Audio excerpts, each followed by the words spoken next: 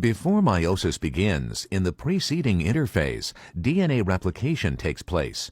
At this point, the chromosomes are not condensed and are not visible under a light microscope. However, we depict them in a condensed manner so that you can see that the cell replicates each chromosome to form two chromatids. Meiosis consists of two cell divisions, meiosis I and II. As the diploid cell enters the first phase of meiosis I, called prophase I, its chromatin condenses into discrete chromosomes. The cell has two centrosomes, which form the mitotic spindle as the centrosomes migrate to opposite poles of the cell. This diploid cell contains homologous chromosomes, which pair up later in prophase I. One chromosome in each pair is maternally derived, indicated by blue, and one is paternally derived, indicated by red. The pairing is called synapsis. At this time as well, the nuclear envelope breaks down.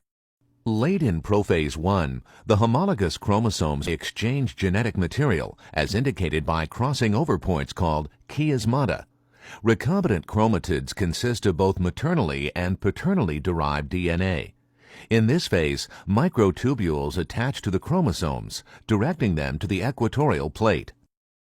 At metaphase I, homologous chromosomes have lined up on the equatorial plate in a pairwise fashion, with one homolog on either side of the plate.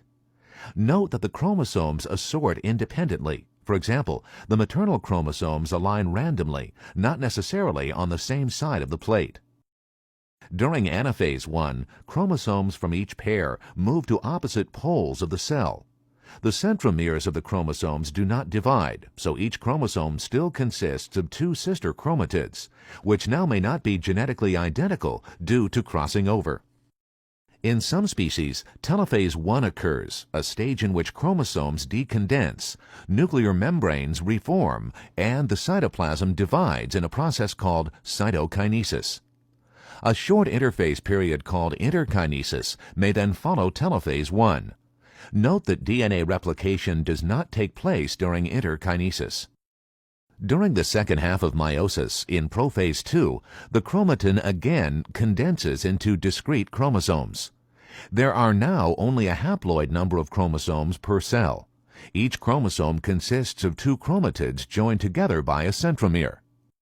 At metaphase II, the chromosomes have lined up on the equatorial plate.